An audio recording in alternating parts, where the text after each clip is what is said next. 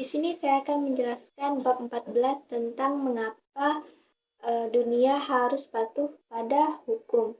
Nah, pada bab ini membahas pertanyaan ontologis tentang jenis entitas yang diasumsikan atau ditunjukkan oleh ilmu pengetahuan modern dalam merinci hukum-hukum yang mengatur perilaku dunia. Nah, sementara umumnya diterima bahwa hukum-hukum ini mencerminkan ketertiban di alam. Pernyataan mendasar muncul tentang bagaimana materi dapat mengikuti hukum-hukum ini tanpa pemahaman atau kesadaran. Nah, Robert Boyle pada abad ke-17 mengeksplorasi konsep hukum dan mengemukakan pertanyaan-pertanyaan yang relevan.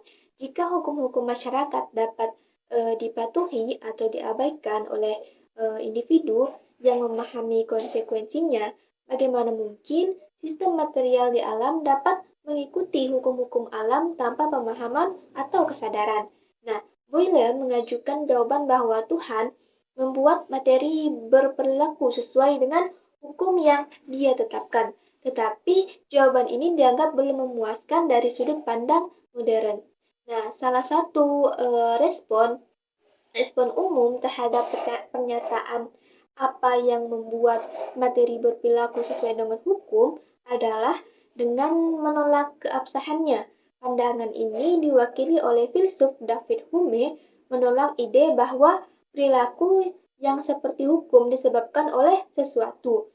Menurut Hume, tidak ada penyebab tambahan yang dapat diidentifikasi di luar keteraturan antara peristiwa. Namun, pandangan ini juga memiliki kelemahan. Yang pertama, tidak dapat membedakan antara keteraturan kebetulan dan keteraturan hukum. Contoh seperti tidak ada moa yang hidup lebih dari 50 tahun. Mungkin terjadi karena kebetulan, tetapi masih memenuhi syarat sebagai hukum karena keteraturan tanpa pengecualian. Yang kedua, pandangan ini gagal mengidentifikasi arah ketergantungan sebab akibat. Sebagai contoh, hubungan keteraturan antara merokok dan kanker paru-paru seharusnya dijelaskan bahwa merokok menyebabkan kanker, bukan sebaliknya. Nah, sebagai alternatif, pandangan ketertiban hukum menyatakan bahwa mencerminkan ketertiban de facto antara peristiwa. Namun, keberatan terhadap pandangan ini termasuk kesulitan dalam membedakan keteraturan yang bersifat kebetulan dan keteraturan hukum. Nah, ada yang mengusulkan pandangan lain yang melibatkan konsep kekuatan atau disposisi dalam sistem material. Pandangan ini mengakui bahwa materi memiliki kecenderungan atau kapasitas tertentu yang mencirikan hukum-hukum fisika. Sebagai contoh, hukum gravitasi Newton mencirikan daya tarik antara benda masif berdasarkan kecenderungan alamiah mereka. Pendekatan ini memberikan kemungkinan memahami hukum sebagai karakterisasi dari kecenderungan, kecakapan, dan kapasitas benda. Hukum fisika seperti hukum jatuh Galileo dapat dianggap sebagai deskripsi kecenderungan benda berat untuk jatuh dengan percepatan seragam. Namun, pandangan ini juga menghadapi suatu tantangan, terutama ketika berhadapan dengan hukum-hukum seperti hukum termodinamika pertama dan yang kedua.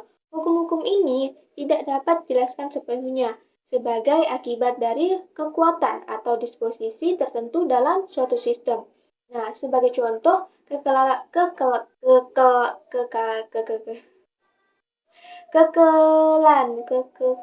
energi dalam hukum termodinamika pertama tidak dapat dengan jelas diatributkan pada kecenderungan atau kekuatan tertentu dalam sistem.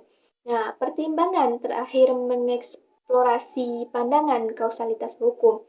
Meskipun sejumlah hukum fisika dapat dijelaskan sebagai hukum yang kausal, pandangan ini menghadapi kesulitan ketika berhadapan dengan hukum-hukum tertentu.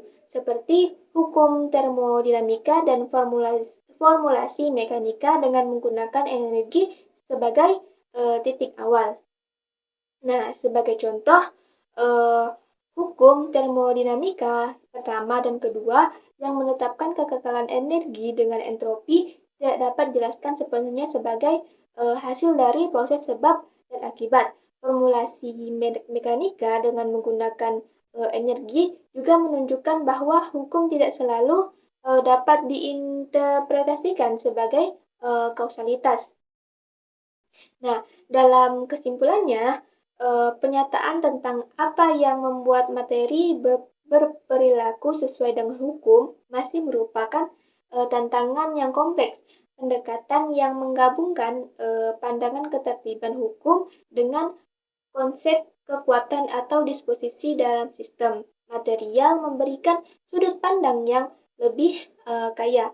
Tetapi tantangan tetap ada dalam menjelaskan hukum-hukum tertentu yang tidak sepenuhnya dapat diatributkan pada kecenderungan atau kausalitas.